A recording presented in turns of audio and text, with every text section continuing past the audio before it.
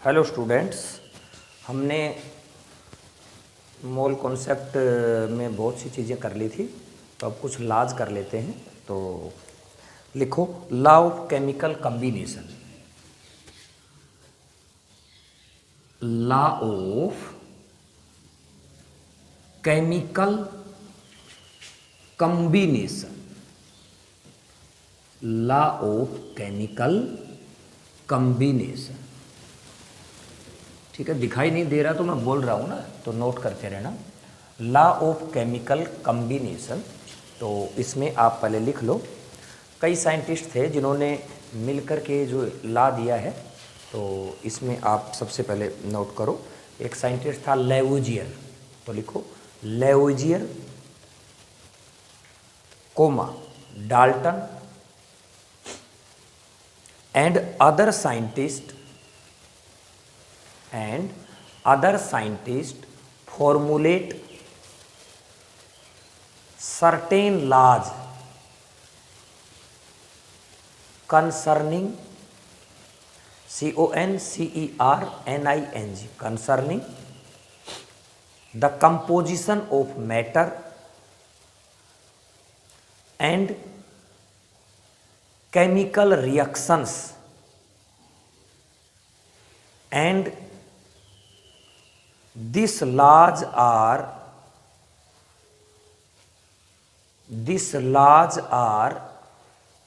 known as law of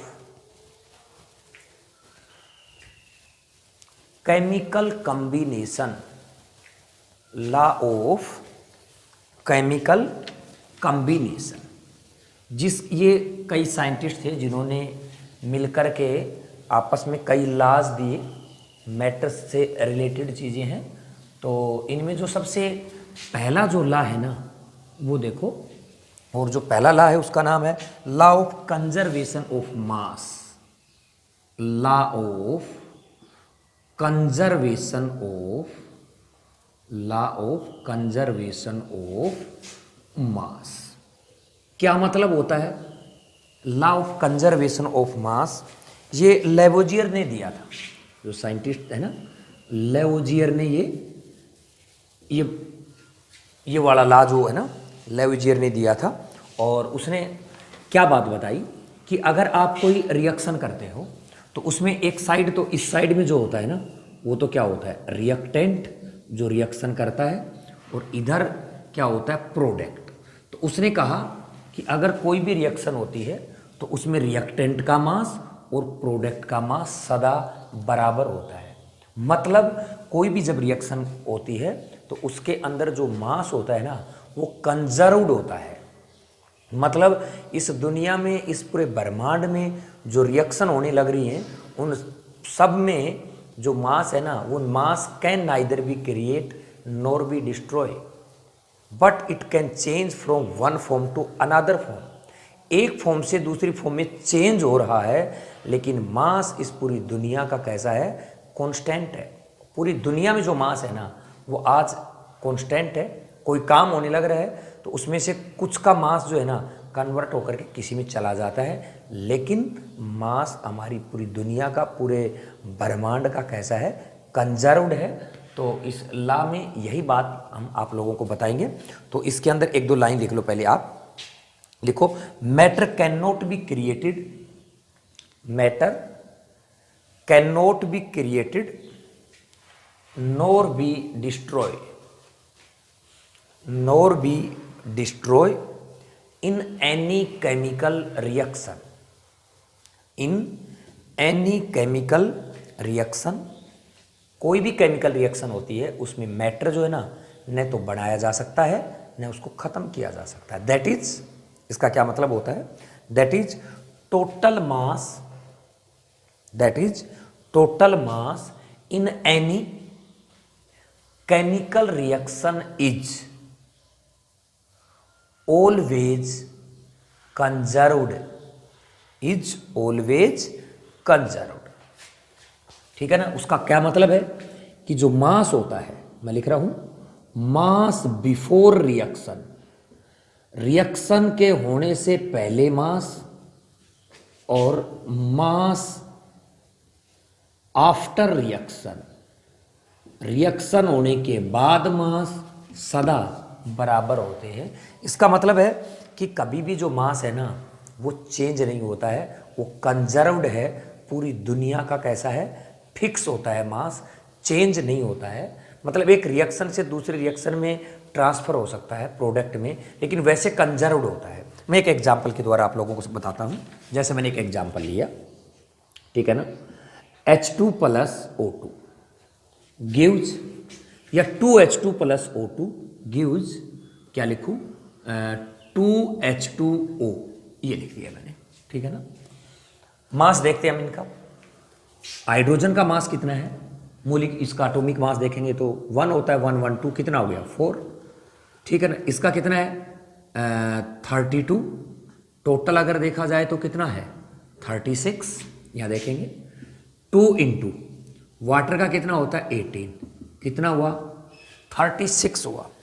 बोलो कितना हुआ 36। इसका मतलब है अगर इसका रिएक्टेंट का जो मास था वही मास किसका है, प्रोडक्ट है। प्रोडक्ट मतलब मैंने इनका वेट नहीं लिया है, मैंने इनका मोलिकुलर मास लेकर के यहाँ पे आप लोगों को बताया है कि अगर ग्राम मोलिकुलर मास लेता हो तो 36 ग्राम इधर है और प्रोडक्ट में भी कितना बन रहा है 36 ग्राम बन रहा है। इसका ये मतलब होता है कि जो मास होता है हमारे रिएक्शन में वो रिएक्टेंट का और प्रोडक्ट का कैसा होता है, बराबर होता है, कंजर्व्ड होता है, ठीक है ना। तो इसलिए ये इसके अंदर कोई भी अगर हम रिएक्शन करते हैं वो इसी तरीके से हम रिएक्शन करेंगे कि जैसे कोई भी आप और देख लो, अगर बैलेंस्ड होनी चाहिए इक्वेशन। अगर मैं दूसरी एक कोई रिएक्शन लिखता हूँ यहाँ पे, N2 plus 3H2 gives 2NH3, ठीक है ना।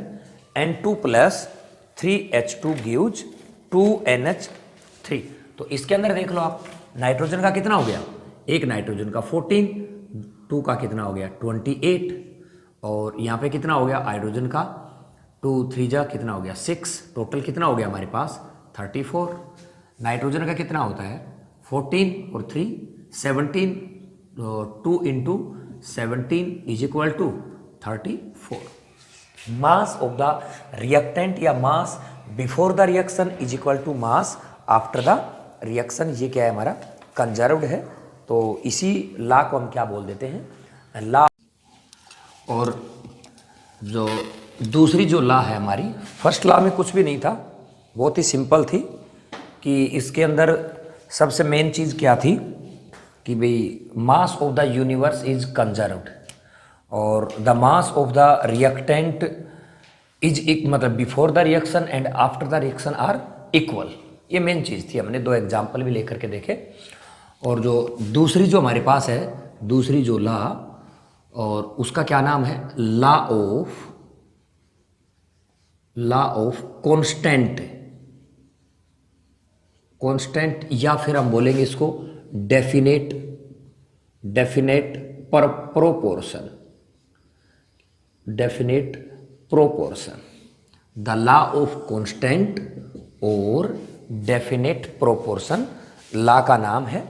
और इस लॉ में पहले मैं आपको बताना चाहता हूँ कि इस लॉ में क्या चीज़ें हैं। सुनो एक बार अच्छे से, कि जैसे वाटर है मेरे पास, ये लिखा मैंने H2O, ठीक है। और H2O में हाइड्रोजन का मास जो है ना वो मेरे पास 2 है, रेशियो ऑक्सीजन का कितना है 16 है। इसका रेशियो क्या हुआ 1:8 हुआ। मतलब कि दुनिया में कहीं पर भी अगर वाटर बनता है तो इसी रेशियो से बनेगा, ध्यान रखना है। और दूसरी बात ये भी मतलब होता है, चाहे वाटर जो है, चाहे बारिश का पानी हो, चाहे समुद्र का पानी हो, चाहे किसी केमिकल रिएक्शन से मिलकर के बनने वाला वाटर हो, चाहे नदी का पानी हो, चाहे कहीं का भी हो, हर अगर वाटर बनता है तो उसका रेशियो एक डेफिनेट प्रोपोर्शन में पाया जाता है। जैसे एक चीज़ और लेता हूँ, जैसे मैंने लिखा C+O2 गिव्स CO2 गैस बन गई। यहाँ पे कार्बन का मास 12 हो गया और ऑक्सीजन का कितना हो गया 32, तो 3:8 का इनका रेशियो हो गया।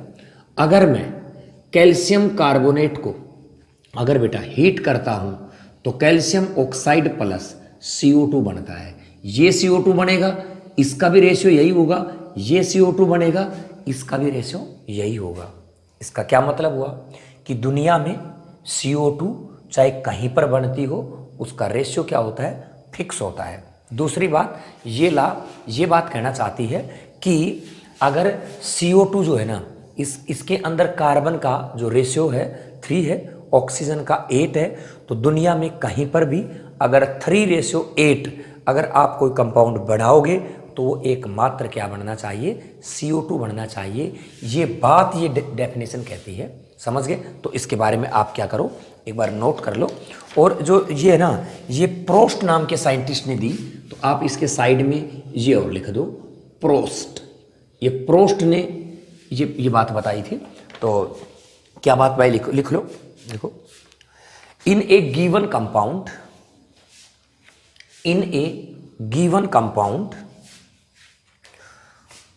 always certain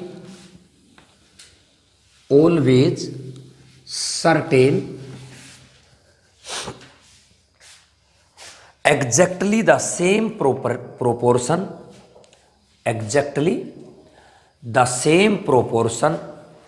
of its elements by weight irrespective of their source or methods of preparation, चाहे इनके बनाने की विधि और इनका सोर्स चाहे कुछ भी हो, अगर वो पर्टिकुलर कंपाउंड बनता है तो उसका प्रोपोर्शन एक डेफिनेट होता है। क्लियर है? नीचे लिखो, for example in H2O H2 and O2 combine in 2:1,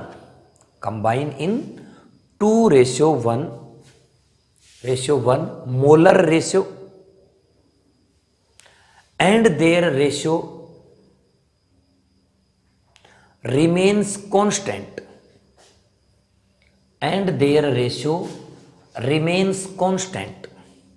whether it is tap water or sea water or rain water, or it is produced by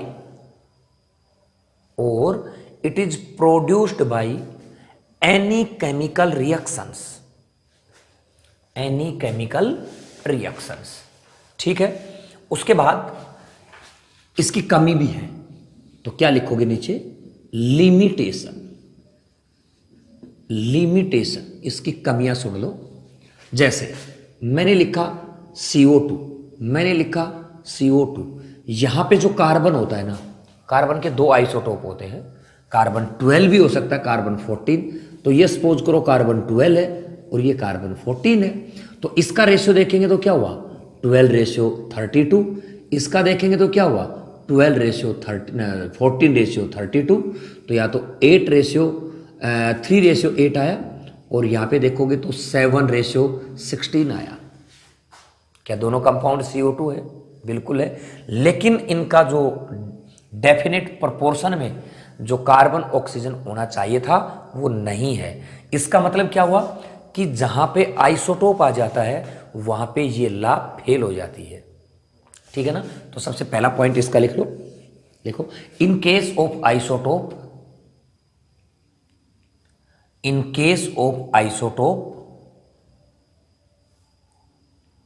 the ratio by weight is different for a particular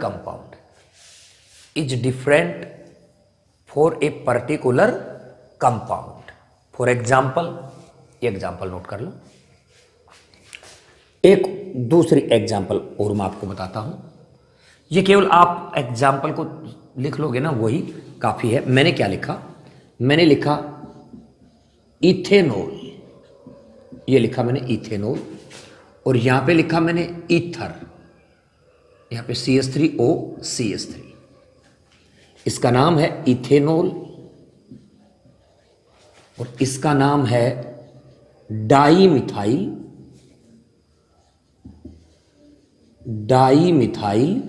ether. बताओ इसमें carbon कितने हैं? दो carbon है। Hydrogen कितने हैं? 6 hydrogen है plus 1 oxygen है। ठीक है ना, इसमें देखो 2 कार्बन प्लस 6 हाइड्रोजन प्लस 1 क्या है? ऑक्सीजन है। ठीक है ना। अब देखो क्या दोनों का रेशियो फिक्स है? बिल्कुल, लेकिन फिर भी कंपाउंड अलग अलग बन रहे हैं और ये दोनों के दोनों कंपाउंड बिल्कुल डिफरेंट है। दोनों का फंक्शनल ग्रुप ही अलग अलग है। इसका मतलब हमने कहा था अगर किसी का डेफिनेट प्रोपोर्शन लेते हैं तो वो कंपाउंड भी सेम बनना चाहिए। It is the limitation of this law.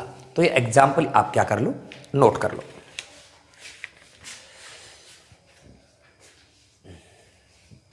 उसके बाद एक क्वेश्चन करते हैं।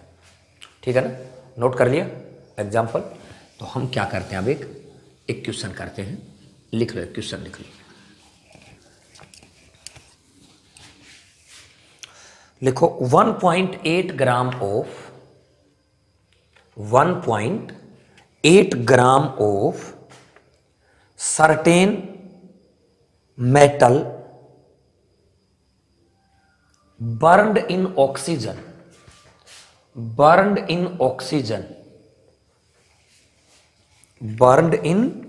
oxygen giving 3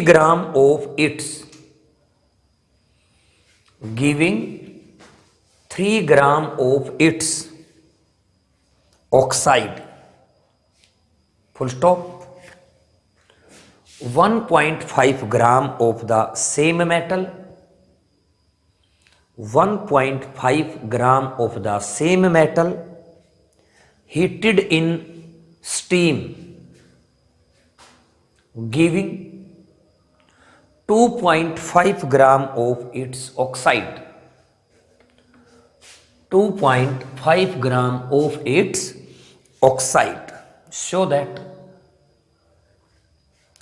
So that thus THUS result illustrate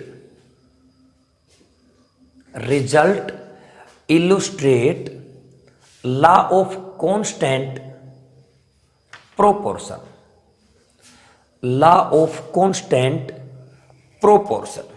एक सिंपल सी बात है कि मेरे पास कोई मेटल है, अगर मैं इसकी ऑक्सीजन के साथ रिएक्शन करवाता हूं तो सपोज करो M2ON या कुछ भी बन रहा है, मेरे पास मेटल ऑक्साइड बन रहा है, तो मैंने MO कर दिया, this is metal oxide.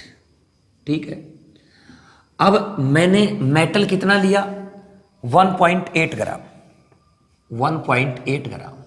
Metal oxide कितना बड़ा? 3.0 ग्राम। तो मुझे ये बताओगे आप वेट ऑफ ऑक्सीजन कितना हुआ? वेट ऑफ ऑक्सीजन मेरे पास 3 में से 1.8 घटाएंगे हम, 3 minus 1.8 is equal to 1.2 gram. Clear है? अब देखो एक काम करता हूं मैं, इस सवाल को हम कैसे देखेंगे कि इसके अंदर लॉ ऑफ कांस्टेंट या डेफिनेट प्रोपोर्शन है कि नहीं। हम एक काम कर लेते हैं, इस ऑक्सीजन के 1 ग्राम के साथ मेटल देखता हूं कितनी है इस रिएक्शन में। ठीक इसी तरीके से जो दूसरी रिएक्शन है मेरे पास, उसमें भी क्या करूंगा, 1 ग्राम ऑक्सीजन के साथ मेटल चेक कर लूंगा, क्या दोनों में बराबर है, तो हम कहेंगे कि लॉ ऑफ कांस्टेंट या लॉ ऑफ कांस्टेंट प्रोपोर्शन जो है डेफिनेट प्रोपोर्शन फॉलो करता है। तो देखो कैसे करूंगा मैं, इसके अंदर यहीं पे करने लग रहा हूं कि 1.2 gram oxygen contain metal is equal to 3 gram. अगर 1 ग्राम ऑक्सीजन की बात करूंगा 3/1.2। ठीक है ना, या फिर मेटल ऑक्साइड ले लूं तो मैं, ये मेरे पास मेटल कितनी है 1.8 ग्राम, ऑक्सीजन कितना है उसके साथ मेरे पास 1.2 ग्राम। तो मुझे ये कर लेता हूं मैं, मेटल के साथ देखनी है, तो मेटल मेरे पास कितनी है 1.2 gram oxygen contain metal is equal to 1.8 gram है, 3 ग्राम तो मेटल ऑक्साइड है, तो यहाँ पे क्या लिखूंगा मैं 1.8, तो ये हमारे पास 1.5 के लगभग आ जाएगा। हमने इस वाली इक्वेशन में 1 ग्राम ऑक्सीजन के साथ मेटल निकाल लिया है। क्लियर है? दूसरी क्या बात लिखी हुई है इसके अंदर, ये इसका पहला केस था। दूसरा केस क्या है, metal plus oxygen gives metal oxide, तो मेटल यहाँ पे 1.5 ग्राम लिया हुआ है और मेटल ऑक्साइड 2.5 ग्राम। तो मेरे पास ऑक्सीजन कितना हुआ अगर देखा जाए तो ऑक्सीजन 2.5 में 1.5 ग्राम होगा तो 1 ही ग्राम बचा। बिल्कुल, तो 1 ग्राम के साथ यही देख लूंगा ना मैं, 1 ग्राम ऑक्सीजन के साथ मेटल कितना है 1.5 ग्राम। यहां पर भी 1 ग्राम ऑक्सीजन के साथ मेटल कितना है 1.5 ग्राम। तो क्या इन दोनों इक्वेशन में 1 ग्राम ऑक्सीजन के साथ मेटल का प्रोपोर्शन सेम है? तो इसके अंदर लॉ ऑफ मल्टीपल प्रोपोर्शन क्या होता है, फॉलो करता है। तो आप इसमें ये बात लिख सकते हो, लिखना चाहते हो तो, अदरवाइज लिखने की कोई जरूरत नहीं है, या आप इसके अंदर नीचे ये बात लिख लो, hence 1 gram of oxygen in both cases, hence 1 gram of oxygen in both cases contain equal weight of metal, equal weight of metal, hence जो थर्ड जो है हमारी वो देख लेते हैं हम। थर्ड जो है हमारी कौन सी बनी, third law of multiple proportion, law of multiple proportion, ठीक है ना। बड़ी इजी लॉ है ये। देखो इसमें क्या है कि मैंने कोई एक एलिमेंट लिया प्लस उसके साथ मैंने जैसे दूसरा एलिमेंट लिया, दोनों एलिमेंट ने मिलकर के डिफरेंट टाइप के कंपाउंड बनाए। जैसे ये बना दिए मैंने, एक CO बना दिया और एक CO2 बना दिया। एक के मास को फिक्स कर लेता हूं, जैसे कार्बन का मास 12 है, ठीक है ना, इसके मास को क्या कर लेता हूं मैं, फिक्स कर लेता हूं। तो जो मेरे पास इनका जो मास रेशियो है, इनका जो मास रेशियो है वो एक सिंपल रेशियो में बियर करेगा, एक सिंपल रेशियो होगा। समझ गए? जैसे देखता भी हूं मैं, कार्बन का कितना हो गया 12 ग्राम, ऑक्सीजन कितना है यहाँ पे, ऑक्सीजन बोलो इसके साथ 16 ग्राम, यहाँ पे कार्बन कितना है 12 ग्राम, ऑक्सीजन कितना है बोलो 32 ग्राम। जब ये दोनों मेरे क्या है फिक्स कर दिए, दोनों सेम ही है, तो फिर मुझे रेशियो किसका देखना है 16:32, ठीक है ना। तो 1:2 जो क्या होता है एक सिंपल रेशियो होता है। समझ गए मेरी बात? तो इस लॉ ने यही बताया कि अगर दो एलिमेंट आपस में मिलकर के 2 या 2 से अधिक डिफरेंट टाइप के कंपाउंड्स बनाते हैं, उनमें किसी एक का मास अगर हम फिक्स कर लेते हैं तो बचे हुए जो है ना दूसरे का मास, उनका एक सिंपल रेशियो होता है। ये ला यही बात बताती है। एक एग्जांपल अगर मैं इसका, ये आप पहले नोट कर लो, दूसरा एग्जांपल भी नोट कर लेना। सल्फर प्लस O2 लिया, दोनों ने मिलकर के 2 कंपाउंड बनाए, एक SO2 और एक SO3। सल्फर का मास फिक्स कर लूंगा, यहाँ भी S है यहाँ पे भी S है, तो मैं डायरेक्ट दोनों का क्या कर लेता हूँ, ऑक्सीजन का रेशियो देख लेता हूँ। तो यहाँ पे 32:48 और 2:3 एक कैसा है सिंपल रेशियो है। बोलो कैसा है, एक सिंपल रेशियो है। तो क्या इसकी डेफिनेशन लिखवा दो, लिख लो फिर इसकी डेफिनेशन लिख लो, लिखो। when one element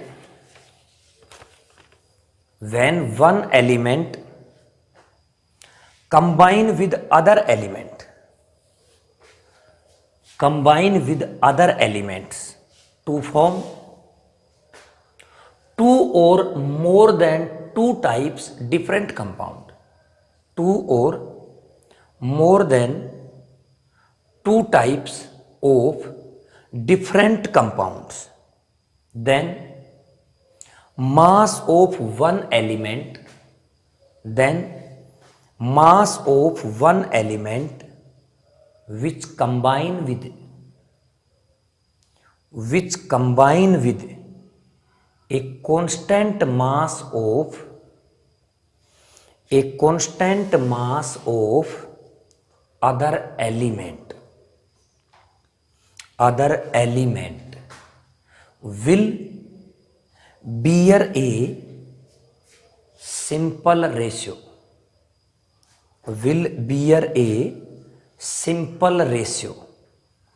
to one another। ये भी लिख लो सिंपल रेशियो क्या होता है, नीचे लिखो, नोट करके लिख लो, नोट लिखो।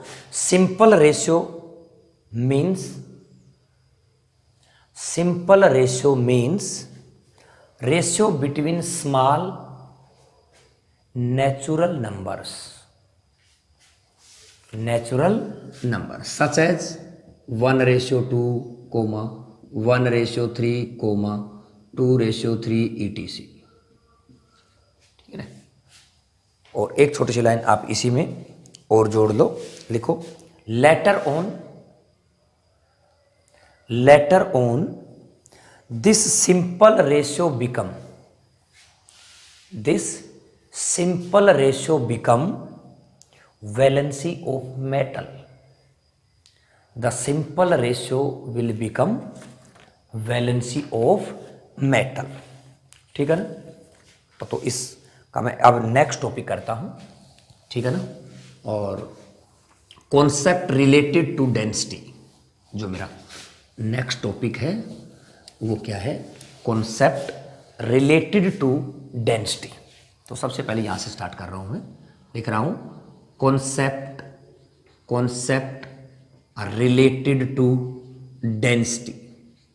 ठीक है ना।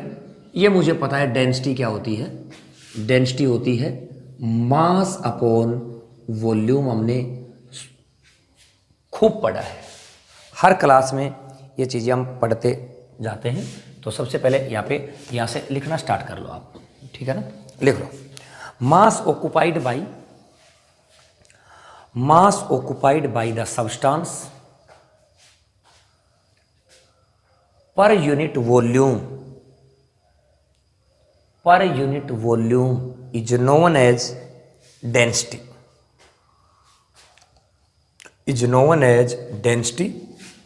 यूनिट देख लो इसकी क्या हो जाएगी, मास की केजी, वॉल्यूम की क्या होगी मीटर पर क्यूब। तो यहाँ पे मीटर क्यूब कर देता हूँ। ये हमारे पास ये एमकेएस सिस्टम में है ना। अगर सीजीएस सिस्टम की बात